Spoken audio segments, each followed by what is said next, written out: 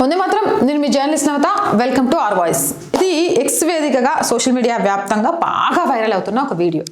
ఇది గుజరాత్లో కర్ణావతి ప్రాంతంలోని మసీదు లౌడ్ స్పీకర్ల నుంచి వచ్చిన మాటలు. ఒకసారి వినండి. విన్న తర్వాత కొన్ని ప్రశ్నలు అడుగుతాను. దానికి దమ్ముగా ధైర్యంగా సమాధానం చెప్పే ధైర్యం ఏ మసీద్ చేస్తుందో చూద్దాం. तमाम से बारे हम गुजारिश कर रहे हैं जो मस्जिद होने के बाद जो अपनी छतों के ऊपर पतंग उड़ा रहे हैं, हम उनसे बारे हैं गुजारिश कर रहे हैं, नौजवान गुजारिश कर रहे हैं, हाथ जोड़ के गुजारिश कर रहे हैं कि मेहरबानी करके अपनी छतों से उतर जाएं। ये अपना त्यौहार नहीं है, इस्लाम का मज़हब ना बनाएं। तुम तमाम से बारे हम విన్నారు కదా, మేడం మీద నుంచి కిందికి దిగండి. అరే అరే అరే గాలిపట్టలు ఎగరేస్తాను రేంది అవ్వా. ఇది మన మతానికి ఎంత తప్పు, మన మతానికి చెడ్డ పేరు తీసుకొస్తుంది. ఇది మీరు కిందికి దిగండి. గాలి పగలటాలు ఎగరేయడం మన పండగ కాదు, ఇది మన పండగే కాదు. మీరు చేసిండ్రు అని అంటే మన రిలీజియన్కి మస్తు చెడ్డ పేరు వస్తుంది. దిగండి అని చెప్తాడు. ఏమన్నో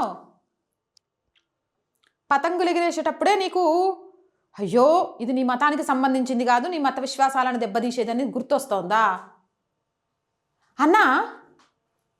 దాండియా పేరుతోటి హిందువులు మాత్రమే మేము చేసుకుంటామంటే కూడా దొంగ పేర్లతోటి లేకపోతే ఇంకో రకంగా దాండియా ఆడడానికి మస్తు మంది వస్తారు. వాళ్ళకి ఏ రోజు చెప్పలే మసీదుల వేదికగా ఉష్ దాండియా ఆడడానికి పోకంటారా బిడ్డ, ఇంకా తప్పు, అది మన మత విశ్వాసం కాదు, గా దర్బాలు గిర్బాలు మనకెందుకొని అంటే అక్కడ హిందూ అమ్మాయిల్ని పటాయించాలి కాబట్టి అది నీకు మంచిదా?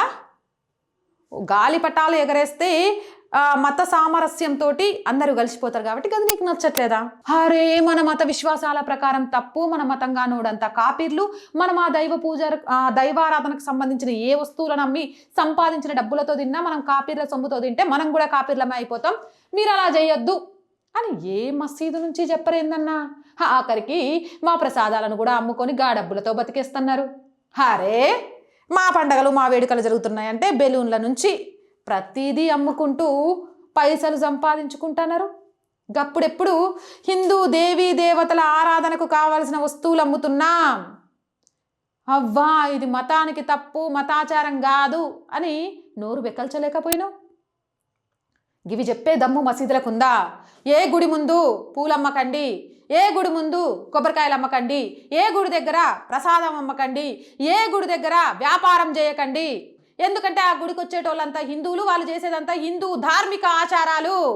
ఆ ఆచారాలకు కావలసిన వస్తువులను మనం అమ్మడం అంటే మన మత ఆచారాల ప్రకారం తప్పు. ఫస్ట్ మీరు అక్కడి నుంచి బయటకు వచ్చేయండి అని చెప్పే దమ్ము ధైర్యం ఏ మసీదుకైనా ఉందా?